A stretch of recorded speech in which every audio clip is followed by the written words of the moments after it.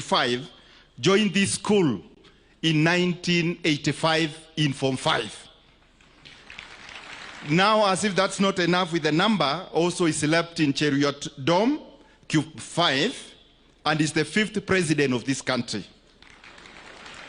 He is coming again to celebrate when we are actually turning, when this school was established in 1925, and currently we are turning 100 in this 2025. Seemingly the lucky number for the president, our patron, is 5.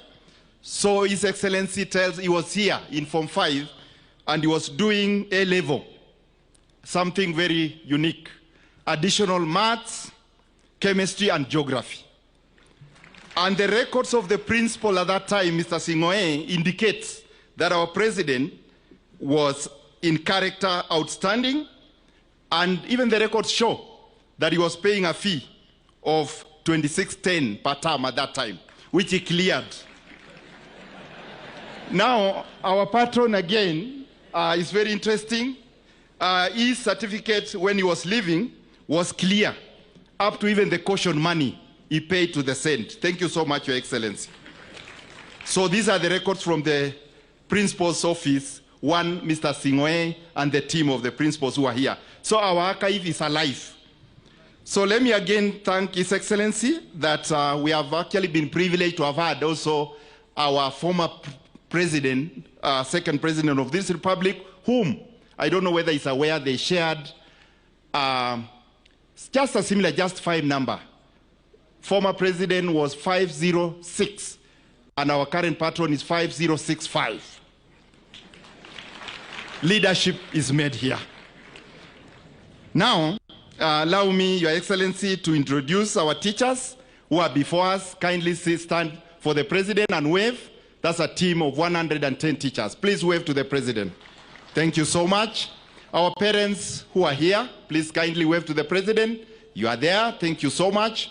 Our BOM, we have been told the time is not on our side. Where are you? Board of Management, please raise up your hand. They are there. Thank you so much. Our alumni, because they are all over, please wave again to the president. You are here somewhere. Thank you so much. Then, His Excellency, we are also one school from ECD. Those children you saw were actually from Kapsabet Boys. When we moved to the upper school, we were gracious enough to donate to the community the school, which is a day school. Where are the young ones at the primary and the junior school? Please stand for the president. I know you will not be seen. Please stand up. The primary, junior, JSS, and the ECD. Those are the ones. They are in day school, and they were so excited to see you, your president. So it's a community of 3,101 registration. We're happy for that. We are happy for that. Now, allow me again, His Excellency, to thank our parents of this school and our great students. The students of grade 10, please wave to the president. Where are you? There are 1,000. You can see those ones. They are there. Wave, wave, wave, wave. That is the army in the house, the maroon. Then Form 3, where are you? Wave to the president. They are there. Thank you. Yeah, they are there. Again, very well to the president. Patron, lazima one. Now the senior class, Form 4. The Alvaredas, where are you? Wale wazee, fanya hiyo kitu to the president. Thank you so much, Your Excellency. Those are your alma mater who are seated before us. Now, I do not know if I can really be able to, but I'll manage. We have also the former principals of this school. Let me recognize Mike Singoe, Kimuna Itirito, Elgana Lagat, and Cleover Stirop. Where are you, gentlemen? Stand up. Because these are guys who really laid the foundation for this school. Thank you. Clap for them. Those are our teachers. Thank you so much. Our neighboring school, Namgoi Secondary School, where are you? Namgoi are there. Thank you, good neighbors. Thank you so much. Where you went also, Your Excellency, admission 616, Wareng High School. Where are you, our dear ones? They are there. They are there. They are there, Your Excellency. The story of this school is not complete until we have Wareng, because that's where you began your journey of O level to A level. So we cannot actually wish away that one. Now, the old boys of who came to give back, teachers of this school. Where are you, those ones who, the teachers who came to give back? Please stand up. Those are the teachers who wish to came back here. They are teaching in this school, and we want to ask all the old boys, please come back in different ways to give back to your school. Thank you so much. Your Excellency, I don't want to say much. I want to believe that there are some things I've submitted to you. Of course, the infrastructure of this school still requires a lot of uplift. The classrooms, the STEM complex, we require more science laboratories, we require dormitories. We also require sports facilities for our school. And I think in partnership, we have done also solarization with KCB. So we are happy. Still, we are managing with a few teachers on board. That's something I cannot say, because being a patron, you can be able to really get us most of the things which you have discussed. Your Excellency, I will not take time. I know you have all my notes. Being the patron, you will say all, including and the ones I have not mentioned. We are so happy, very happy indeed, that our president is here, our patron is here. So let me not just go round and round. He understands we have shared all the notes, and he'll be willing to share more than that. For that, Your Excellency, God bless Kapsabet, God bless our school, and thank you for coming to grace this occasion. God bless you.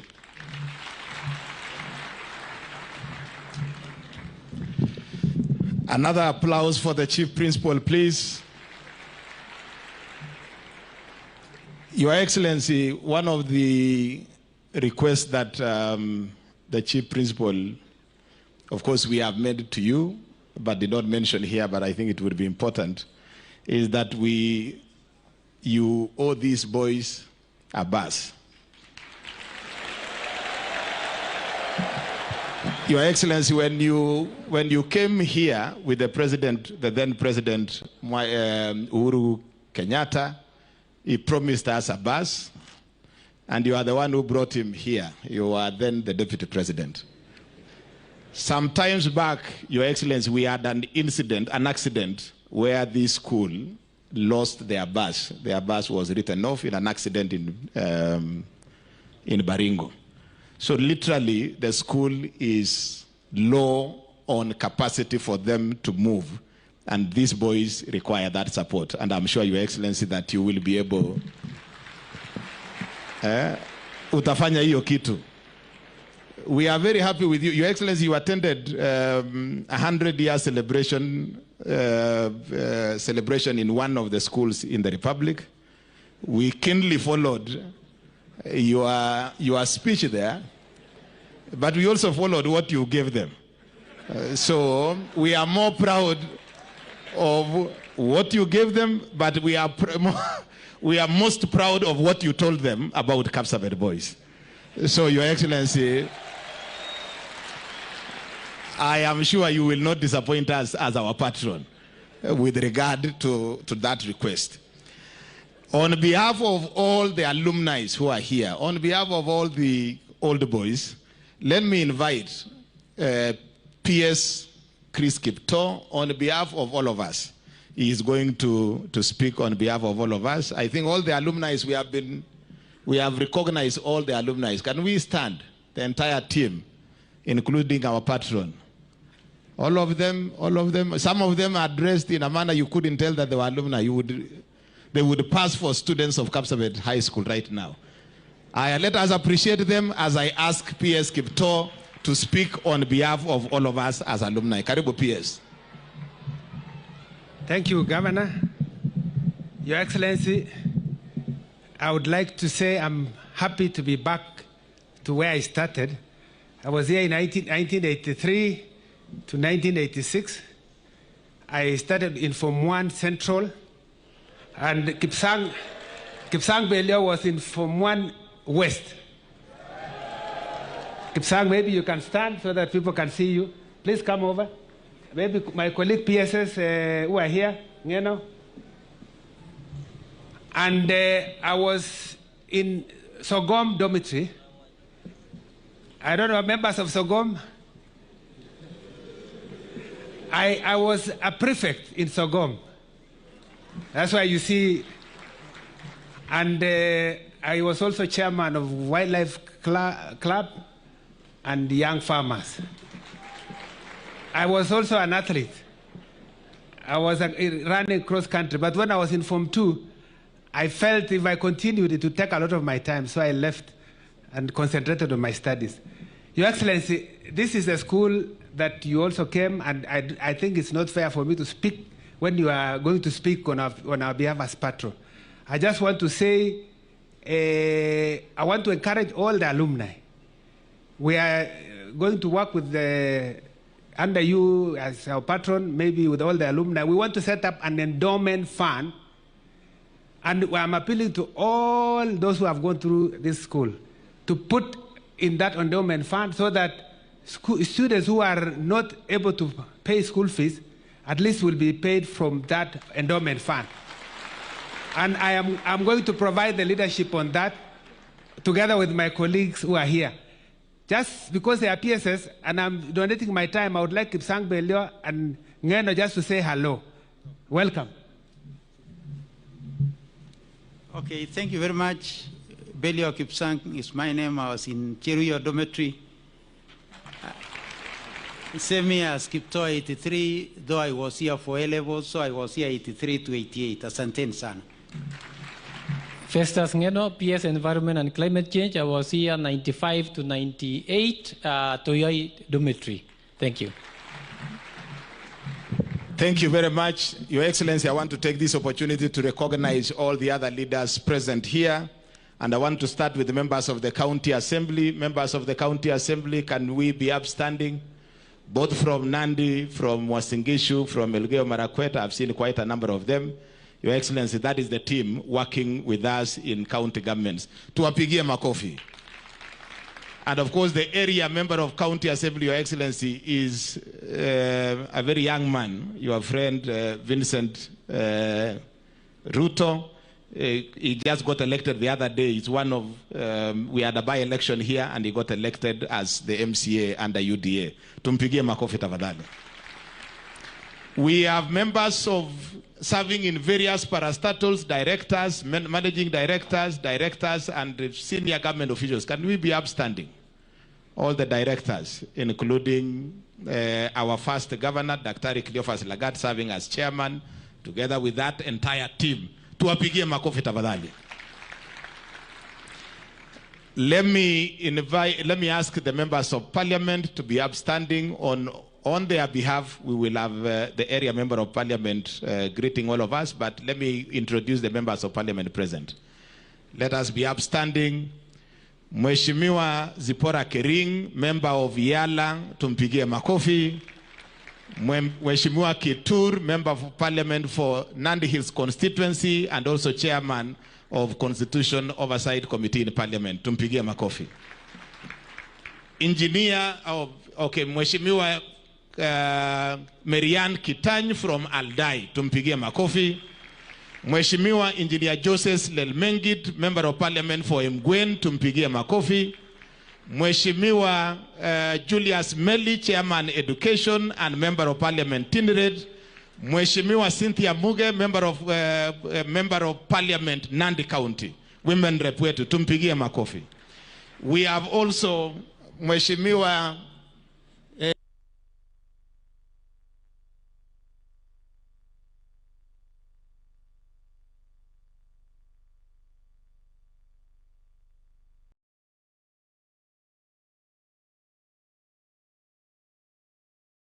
let me invite Mheshimiwa Polo, the area member of parliament, to speak on our behalf in a minute. Karibu sana Mheshimiwa Polo.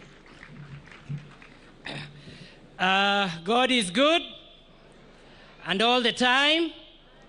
Tusalamiane angani, asanteni sana.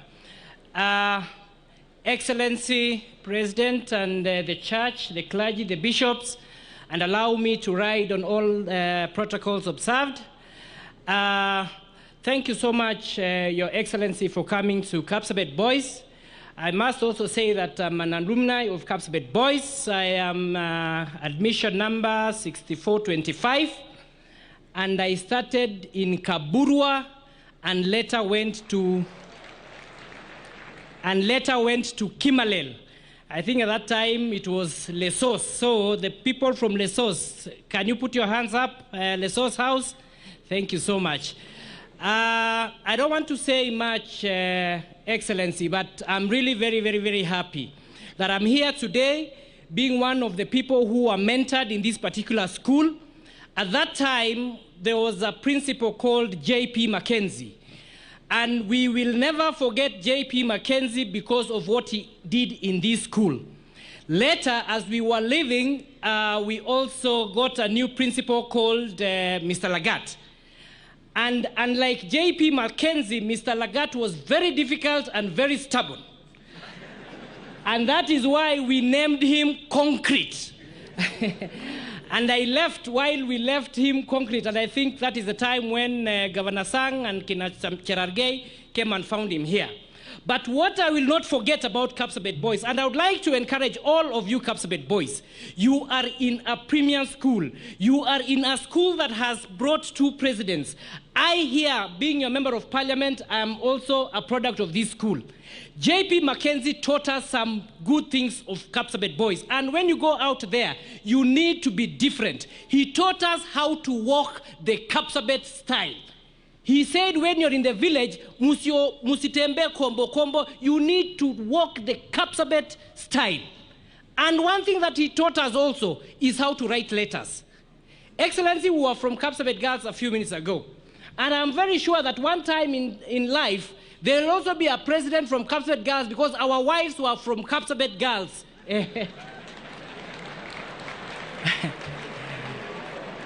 And I want to teach you boys how to write letters. Mr. Mackenzie told us that you do not write dear sweetheart. He said you write dear cardiac mellitus.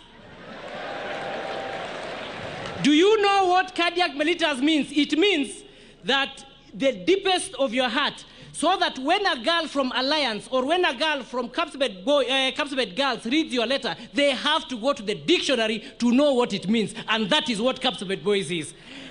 Otherwise, I don't want to say much. I don't want to say so much because I know there will be time for us to speak out there on the developments of Chesume. But what I might just speak, Your Excellency, is that while we were in this school, and I know you also know it too well, this school has grown. When it rains, there is a lot of mud. So what I am requesting you is that at least we will help each other. Let's talk to Kura. As you are developing Kapsabet, please spare around a kilometer or 2 to at least put tarmac within this institution going towards the primary side. And again, these teachers, very lovely teachers, I came here one time, and many of them were crying. Now that Baba umefika hapa sasa, we had around 15 or 20 teachers who were for BOM. But I know now that you have come, wewe weka wote permanent and pensionable, na tuende mbele Kapsabet boys. Otherwise, I don't want to say much. Asanteni sana, Mungu awabariki. Na siku ile nilikuja, niliwawachia mkate, lakini leo siwawachii kwa sababu baba hako. So wakati unaongea Excellency, unajua kuna vijana wanataka mkate. Asanteni sana, Mungu awabariki. Another applause for Mheshimiwa Polo. Mheshimiwa Polo, you are lucky.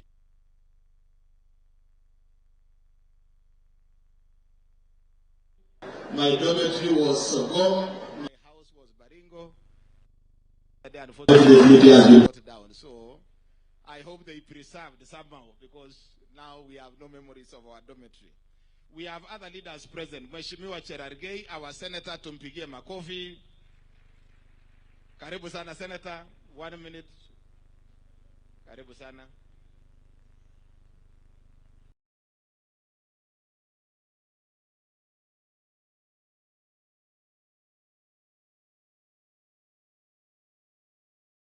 Your Excellency, with your permission, just under 1 minute, since I'm an alumni of this school, my admission is 8708, Form 1 West to Form 4 West. I was in Elgon Dome, Tibingot House. Wapi watu wa Elgon Dome, mama, it was brought down also. So, Your Excellency, I want to thank you. I think mine, on behalf of all these leaders, is to thank you for being here, for being an alumni of this school, for being the patron. Na nataka nikushukuru because, Your Excellency, today, when some of us were growing up, wakati tukiwa hapa Kapsabet boys, hii drive ilikuwa matope. So when you used to come from Elgon Dome, by the time you are in class, imechafuka, na mwalimu principal concrete, anapita na wewe. So it was a lot of problems. So I agree with what have been made. Your Excellency, there are teachers, principals who have been here. I think I met concrete. kwa sababu alikuwa anakuwa ngumu kama Kong. And then I met Cleophas Tirop. I think Tirop has done very well. Ile kama uko na kazi kidogo, he did mentor this school, and of course our brother Principal Mayo. But I think my life in this school was very good. Although some of us, Your Excellency, we were just there. But we thank God, because at least we were just there. And I know a number of us are there. We were just there. So we thank God. And I want to say this school, Your Excellency, should be the school of leadership. I know the second president is the late Moi, yourself now, and possibly the 6th and the 7th president will likely come from this school, Your Excellency. Your Excellency, we want to thank you in conclusion, because I know we are pressed for time. We are in Jepteret Girls. You have supported them, Your Excellency. We went to Kapsabet Girls. You have supported them. And also Kapsabet School for the Deaf, where you have given them 5 million to do. Your Excellency, there is a school called Namgoi Secondary School. I want to thank you, Your Excellency, because this school, led by Principal Mayo, has stood with by mentoring Namgoi. Direct the CS Migoso Gamba just to do something in Namgoi, so that was Yone Wivu na Kapsabet boys. And you know, we were told to be good neighbors, Your Excellency. So I think schools in Nandi and across the region, you have given them the support. I want to encourage the boys to keep up the good work. We are proud of you. May God continue to guide you. You continue to working hard. Na wale 2027 mutatoka, munajua mahali pa kwenda, because the patron is here. I don't want to say much. God bless you so much. We wish you well. Asanteni sana. On behalf of all the lady leaders here, our women rep for 1 minute, Mheshimiwa Cynthia Muge, tumpigie makofi.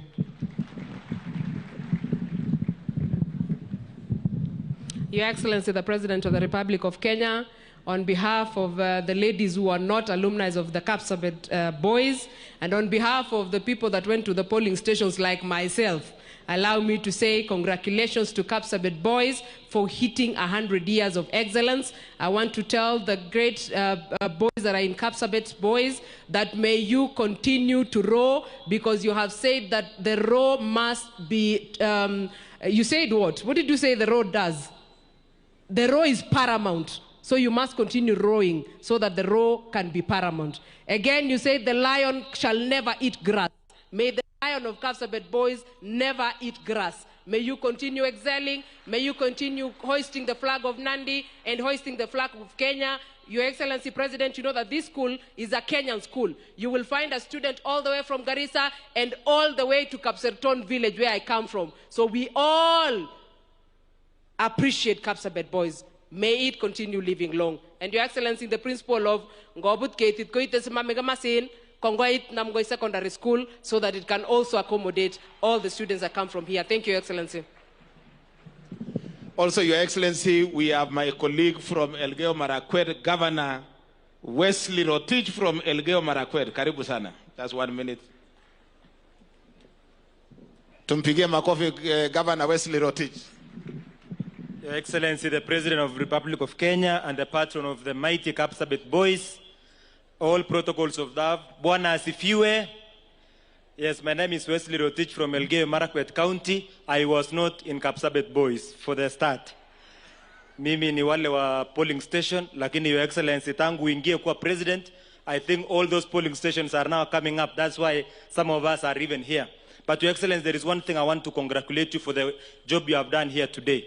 Your Excellency, I've been with you from morning to this time, but there is one thing you are doing. Apart from all this infrastructural improvement that you are doing for Kenya and all schools across the country, and specifically even the schools today, including Kapsabet boys, Your Excellency, you are doing one important thing that is not even attached to finances, is not attached to infrastructure, is not attached to anything.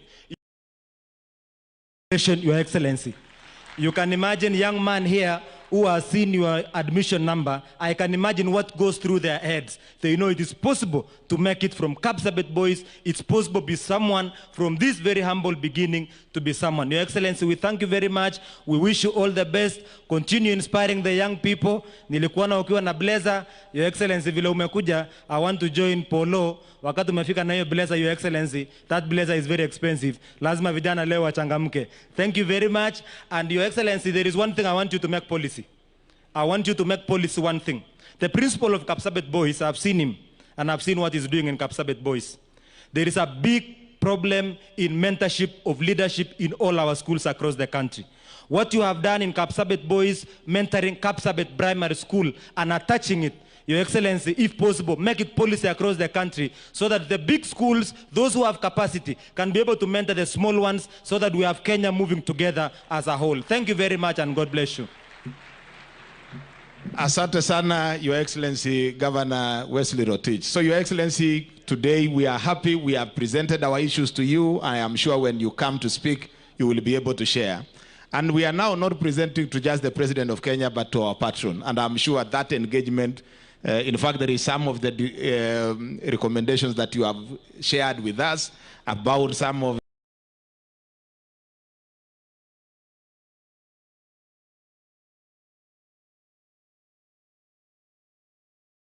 the priorities within our school.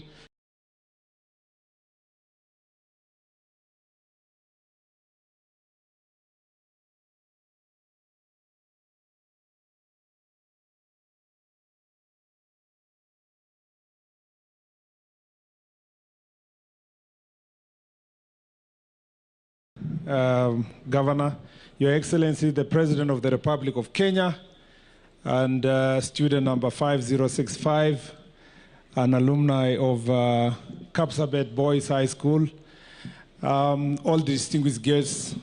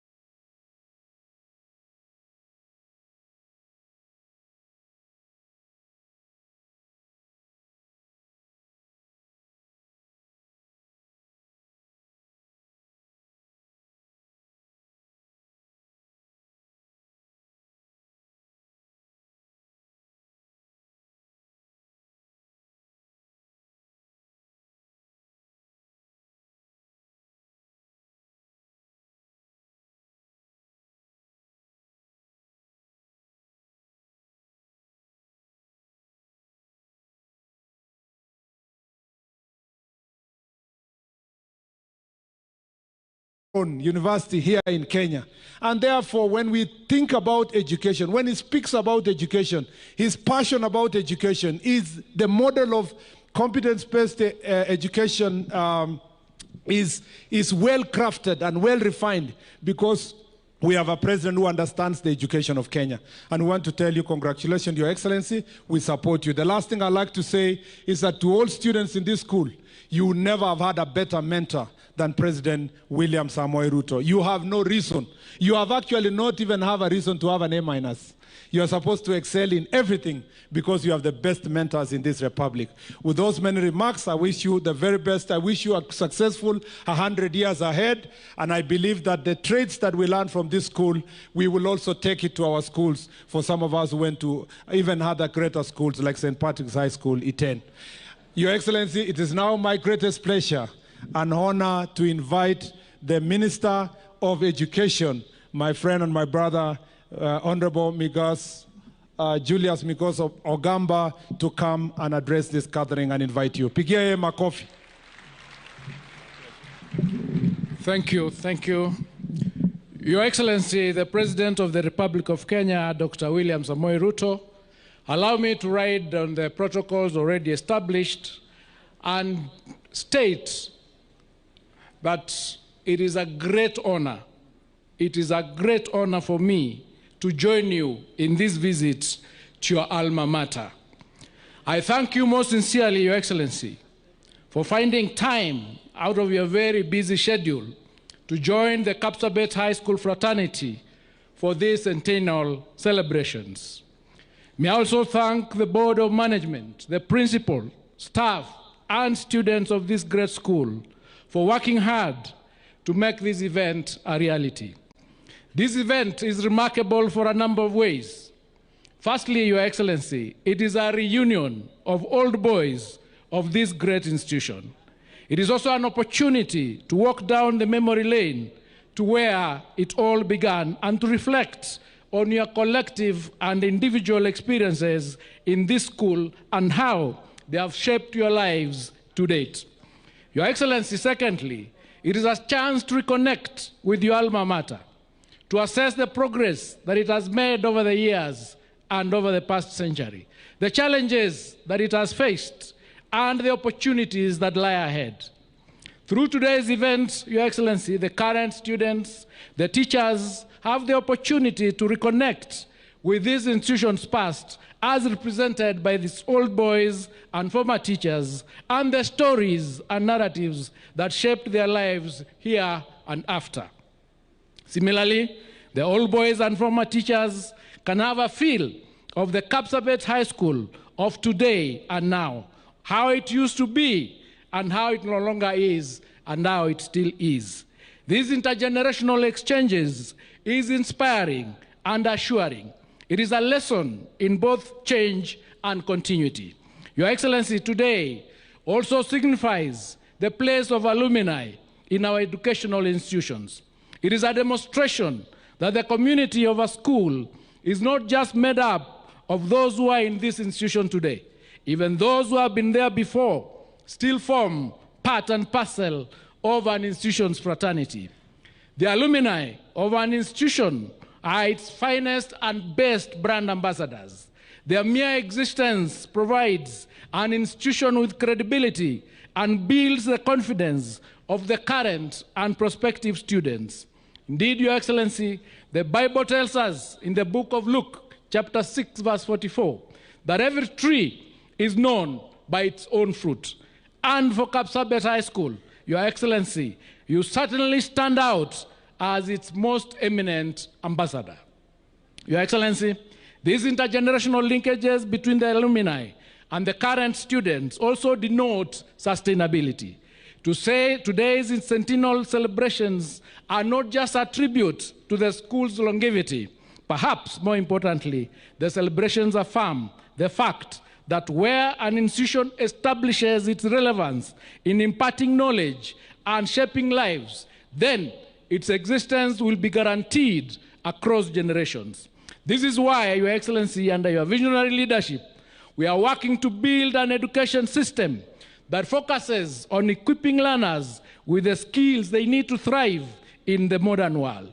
We are working to build an education system that is globally competitive and future-proof.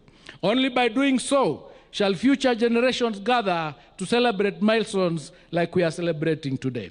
It is befitting, therefore, Your Excellency, that I take this opportunity to thank you for the dedication and foresight with which you are supporting our education sector. With your support, our education system is undergoing the most comprehensive overhaul. We are reconfiguring the legal and policy landscape through strategic and inclusive reform and injecting greater efficiency by ensuring that our schools have more teachers, more classrooms, and more laboratories, and that they receive capitation in time. The education system that we seek to build is for both the present and for the future, for the Kenya and for the world. As I conclude, Your Excellency, let me congratulate the Kapsabet High School fraternity for this remarkable and inviolable feat. May your century of excellence inspire other institutions to pursue the path of dedication and discipline and success. And Your Excellency, as I sat there and as a student of mathematics and statistics, it occurred to me that this school, having produced 2 presidents out of 5, if you are in this school, if you've gone through this school, you have a 20% chance of becoming the president of this country. Secondly, Your Excellency, allow me to state that I've received reports that some principals are not registering our candidates for examinations on account of outstanding school fees. Let me inform the country that examinations are paid for by the government. Therefore, all principals must make sure that all our candidates are registered for the 2026 examinations without failure. If there is any school fees outstanding, that school fees is unconnected with the examinations. And if you buy any student from registration for their exams, we will take severe disciplinary action against you. Please take note. With those few remarks, Your Excellency, it is now my distinct honor to welcome our chief guest, His Excellency the President of the Republic of Kenya, Dr. William Samoei Ruto, to deliver his remarks. Can we all please be upstanding? Thank you very much, and God bless you. God bless Kapsabet High School. Asanteni sana.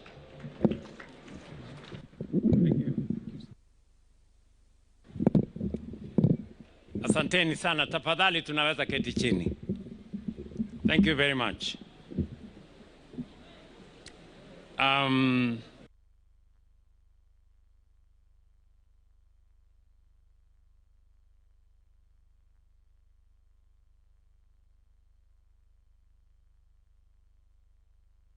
Maaskofu wetu, wazazi mliofika, na wanafunzi wote, hamjambo.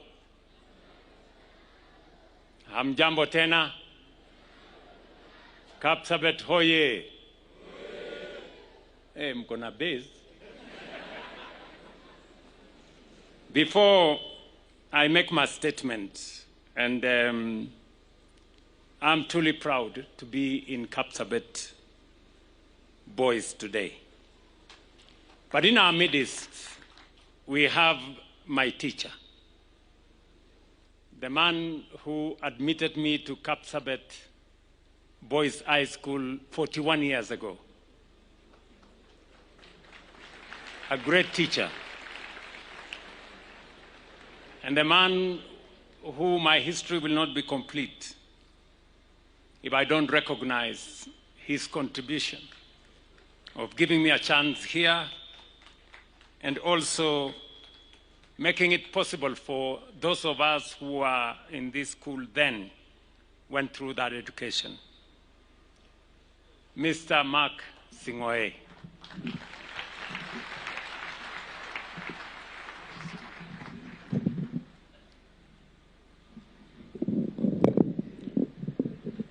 Thank you very much, Your Excellency.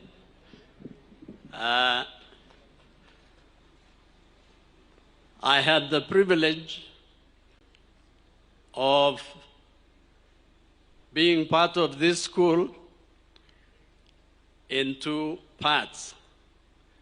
I was an alumni of this school, And currently, I think I was the only alumni who came back to be also the principal. My school number was 1,800, and I was fortunate to be in the same dormitory as His Excellency, Cheruiyot Dormitory. So I would like to say I'm very, very grateful, and I would like to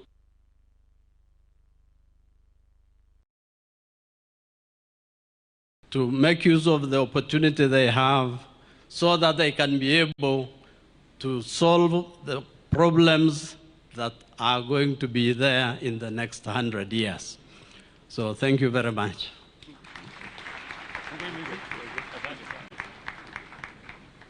Thank you very much, my teacher. The great Kapsabet High School family, distinguished guests, ladies and gentlemen, standing here today is both an honor and a deeply personal moment. For many people, today marks the centenary celebration of a great institution. But for me, it is something far deeper. It is a homecoming, a proud return to my alma mater. I joined this institution around this very time of the year in 1985 as student number 5065 in Form 5 and became a resident of Cheruiyot Dormitory, Solai House. Watu wa Solai mko wapi? Solai hoye. At the same time, fresh from completing my O-levels at Wareng High School, and I'm very proud that students from Wareng are also here. Where are you guys? Right there. Thank you very much. I walked through these gates carrying little more than hope, ambition, and a dream whose true meaning I did not yet fully understand. That was 41 years ago. Yet, standing here today, the same memories remain as vivid as though it all happened yesterday. I remember the classrooms. I remember Cheruiyot Dormitory, cubicle number 5. The laboratories and the playground. I remember more specifically the school canteen.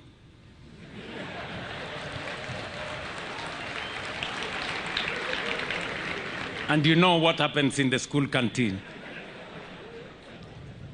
The long walks across the compound, the friendships, the discipline, and the dreams quietly taking shape in the hearts of young men who had no idea what the future held for them.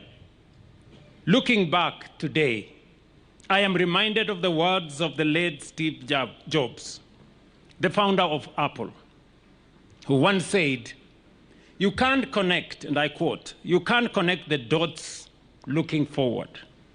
You can only connect them looking backwards. You have to trust that the dots will somehow connect in your future." As I reflect on my own journey, I can say with complete certainty that many of the dots that shaped my life began connecting right here. They began in these classrooms, in the laboratories right here, and all these playing fields that you see. It is here that I learned the value of discipline, the importance of hard work, and the courage to dream beyond circumstances. Above all, it is here that I internalized the guiding principle that has defined this institution for a century, the powerful call contained in the school motto, strive, to excel. Ladies and gentlemen, just a few days ago, I had the privilege of attending the centenary celebration of Alliance High School, which was founded in 1926. But as I reminded them on that occasion, before Alliance, there was Kapsabet High School.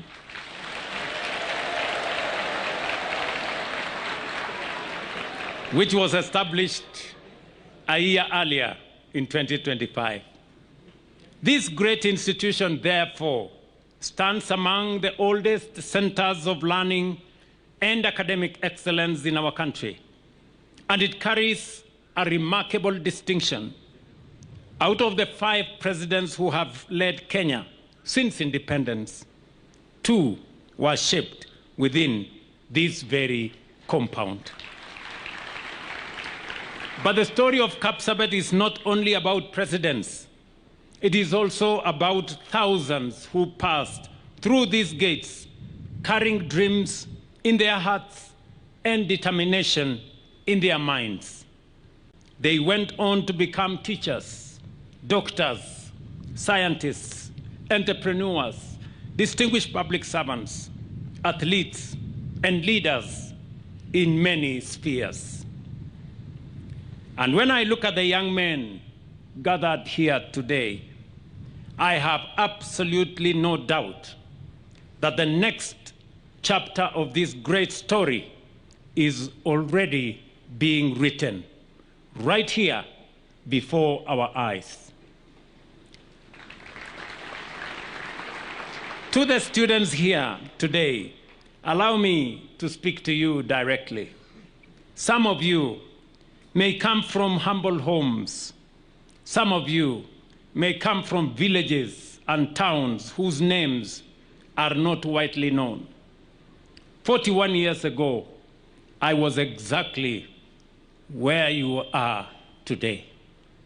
Just like you, I carried dreams whose full meaning I did not yet understand. This school helped give those dreams direction. It will do the same for you. So I pray God. And why do I say this? Because I firmly believe that education is the greatest equalizer known to humankind. It is that very conviction that has guided our work in government right from the beginning. Since assuming office, we deliberately placed education at the center of our national transformation agenda. As I have stated on many occasions, no investment a nation makes is more powerful or more consequential than investing in education. That is why today, almost 30% of our national budget is invested in education, and we so proudly do. This is as intentional as it is deliberate. In just 3 years, our education budgetary allocation has grown by nearly 50%, from about 500 billion in 2022 to 702 billion this current financial year. Next year is going to move up by another 65 billion to 765 billion. One of the largest investments in our nation's history. We have successfully completed the transition, the competence-based education and training system, a reform measure designed to prepare our learners for the demands of a modern world. This year, the pioneer cohort joined grade 10 in senior school with an impressive 99% transition rate. I did say earlier that we haven't given up on the 1%. We're still pursuing them because they too may and must come and join their colleagues. At the same time, we are investing heavily in learning infrastructure, working together with our members of parliament to which I am grateful. We have constructed 23,000 classrooms in the last 3 years, and we are constructing, as we talk, 1,600 laboratories in different schools across Kenya.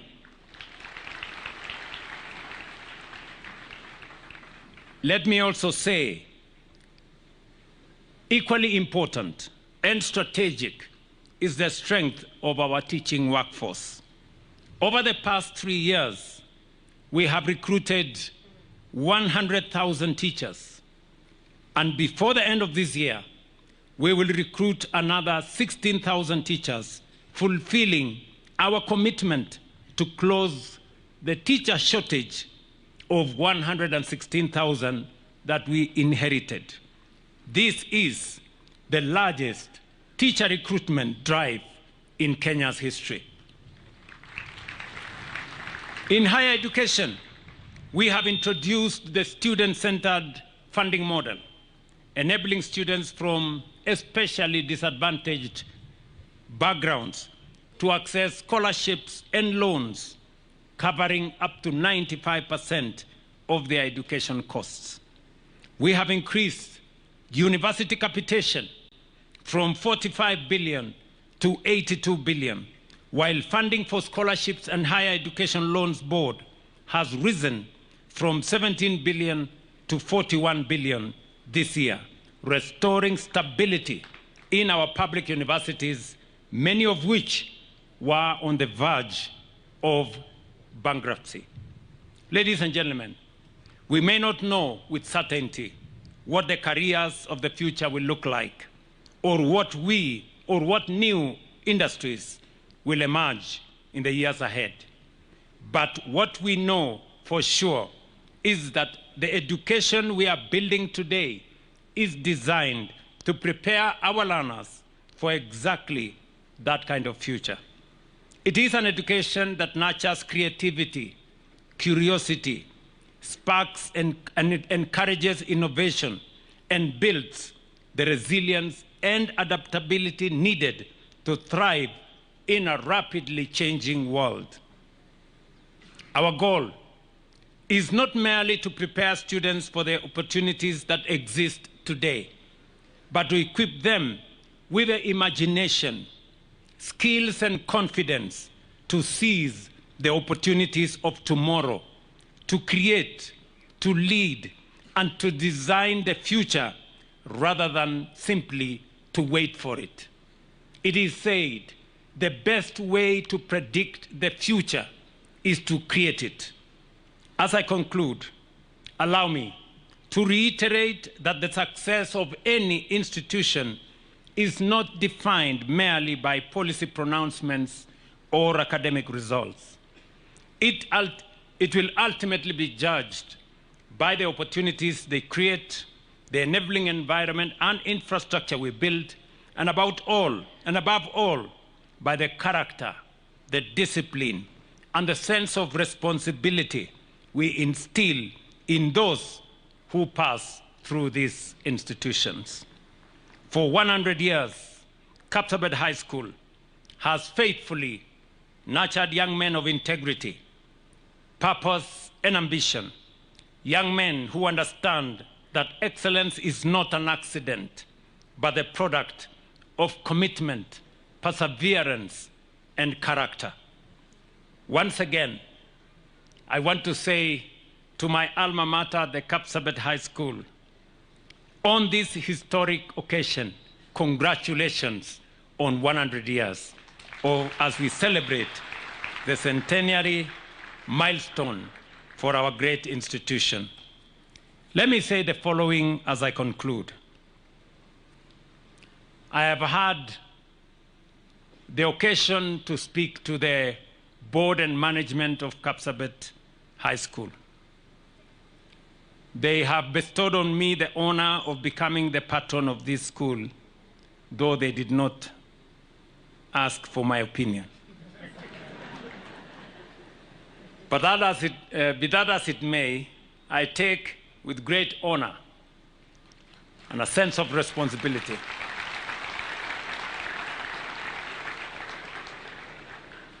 the responsibility you have entrusted on my shoulders to be the patron of this great institution.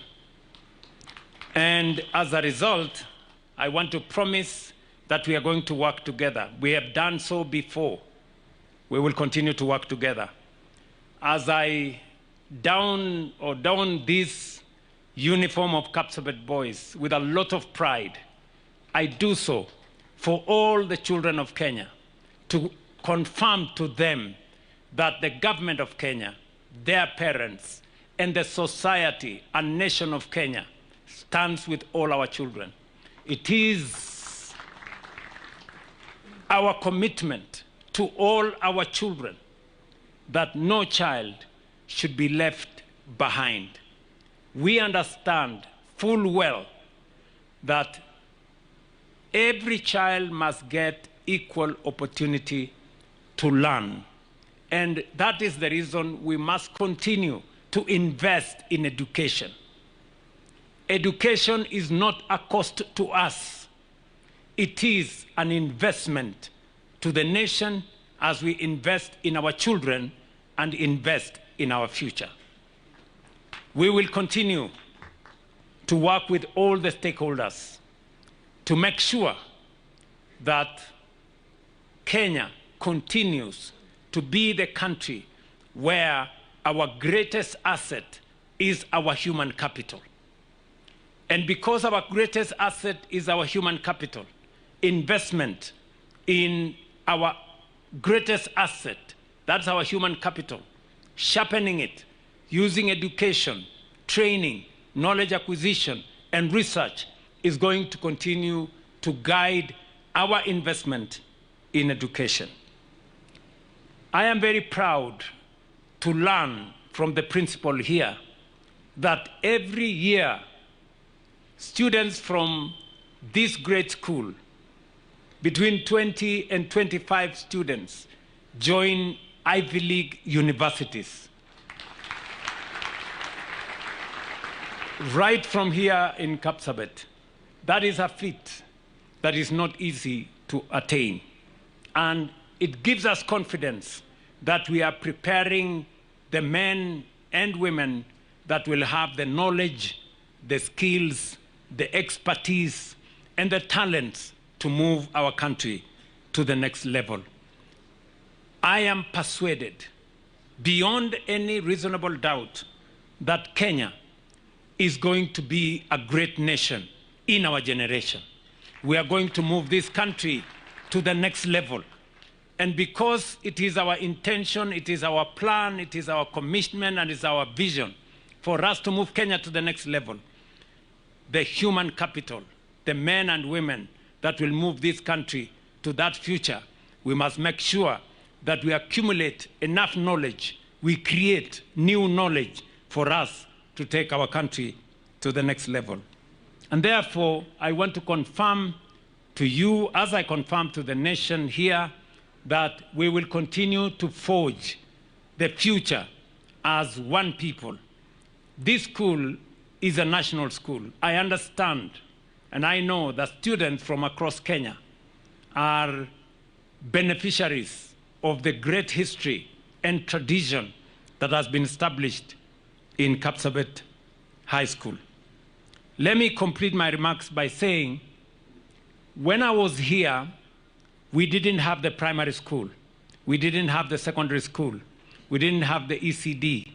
I am very proud that the management of this school came up with the idea and actually actualized so that this school, under one registration, has an ECD, a primary school, a secondary school, and we are proudly part of this history.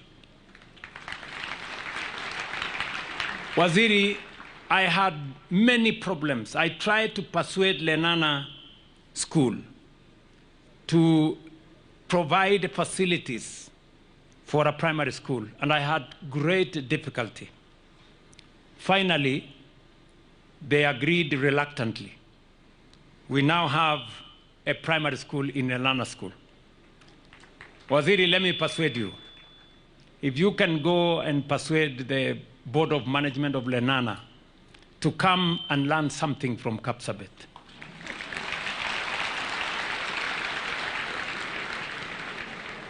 Because the greatness of an institution is determined not by being exclusive, but by expanding the boundaries so that more people can benefit from the excellent history that every school is proud of. Maybe I will also ask you, Waziri, to go and speak to the management of Nairobi School. They have enough space to accommodate a primary school. Maybe the Mangu High School and many of the other schools, because there is a tremendous amount of benefit if we can get the success that is our national schools and all the other schools to expand to reach more and more children of the Republic of Kenya. Let me conclude my remarks by saying that I know we have 2,000 and a bit boys here. Yeah? It is my belief, now as patron, that this great tradition of excellence, of discipline, of integrity should be extended to more young men in the Republic of Kenya. And therefore, we have facilities in this school, but we need to expand them. And therefore, we are going to work together. I have agreed with the management here. Now that you made me patron, I am going to be making decisions.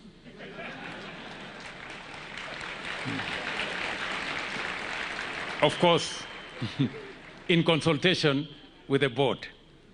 So I have consulted the board, and we have said we are going to delay by a bit the auditorium.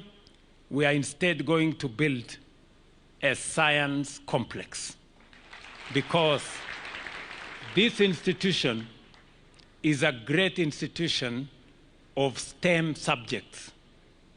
And because close to 60% of the admissions, Mwalimu, is that correct? Yeah, 90% now STEM. Oh, the numbers have changed. 90%, I'm told, of the students here pursue STEM subjects.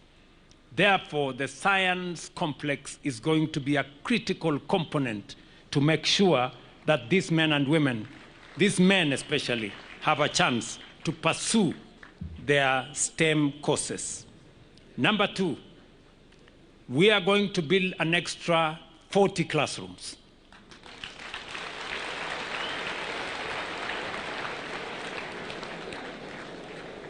Si mulisema nilifanya mambo huko Alliance? Ama? So, we're going to do an extra 40 classrooms.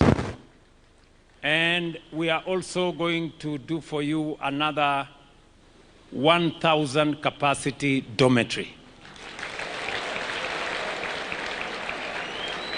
Yeah? That way,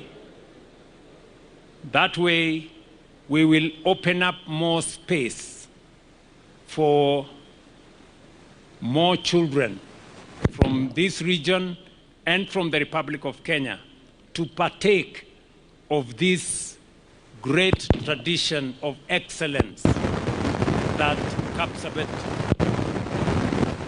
High School is known for. Therefore, we are going to work together with the board. I have already agreed with them on how we are going to roll out that particular program. Finally, we have Namgoi Secondary School, our neighbor. We have Namgoi. You know, we have some other friends of ours, especially the good people from Alliance and and Lenana and Mangu, they sometimes enjoy the rest of us. They tell us we have come from bush schools. They even make it worse. They say some of us learned in schools that are only polling stations. I think they were talking about Namgoi. But Namgoi is a great institution. So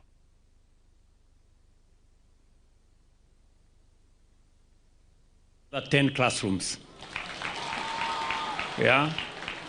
And then I am told you have a problem with teachers. The teachers that are there in Kapsabet Boys here, I am told they are teachers, 20 teachers who are on board of management payroll. We will transition all the 20 teachers to be hired by TSC, both here and also in the neighboring school, Upper Namgoi, Pia, ndio tutembee pamoja. I know there are many other issues that we are going to attend to, but I want to leave it there for now, and just to assure you that our focus and our commitment and our determination to make sure that Kenya becomes a great nation is on sound footing, is unshakable, and we are not looking back. We are marching forward. Congratulations, Kapsabet. Congratulations, Nandi County. May God bless you. Asanteni sana. A round of applause for His Excellency. Thank you so much. Now, I'll tell you something about our motto, strive to excel. Now, I found another school in Singapore that uses the exact same strive to excel. And so, I think God brought you here so that you can take this school and this country to Singapore. Thank you. Thank you, sir. Thank you, my friend. All right, and we also have another gift which will be presented by the BOM chair, the school captain and chief principal. BOM chair, school captain, if you can kindly come to the front for the presentation of the second gift. Meanwhile, we'll also have the cake coming, so let's have the chief principal together with the school captain and BOM chair to present the other two gifts.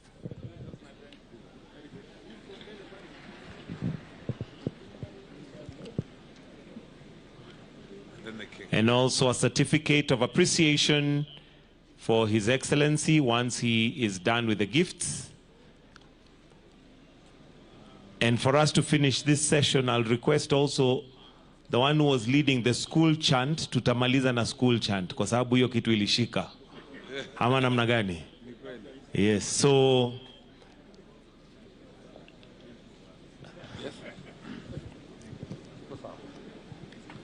then now let's have the cake.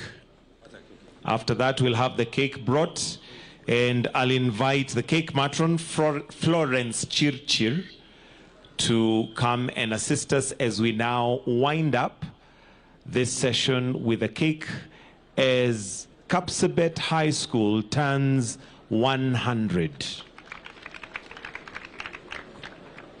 Cake matron.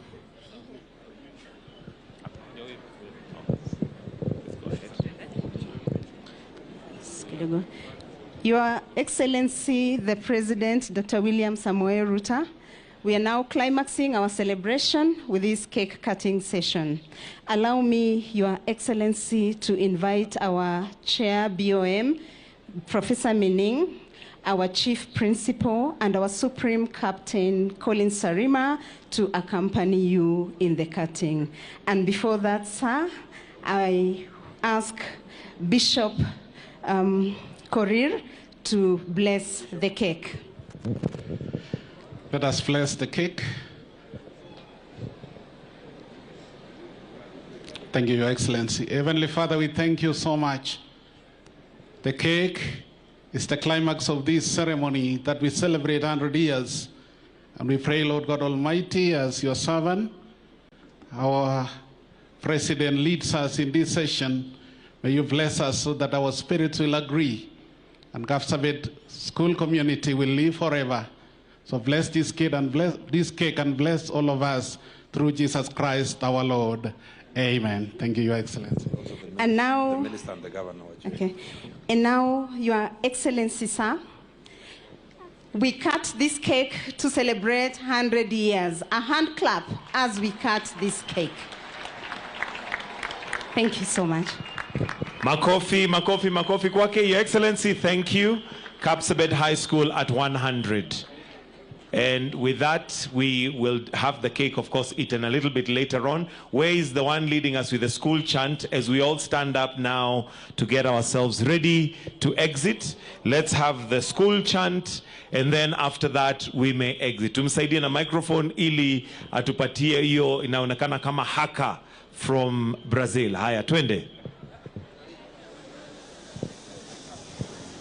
Alvord! Alvaradians! Form! Tunadai! Gozi gani! Waku! Rada! Alvord! Alvord! Tachoka! Transition! Kutop! Hakuna! Alvord! Hatujasikia kile mmesema lakini iko sawa. Thank you, Your Excellency. That brings us to the end of our session today. We'll allow His Excellency to exit at his own pleasure. And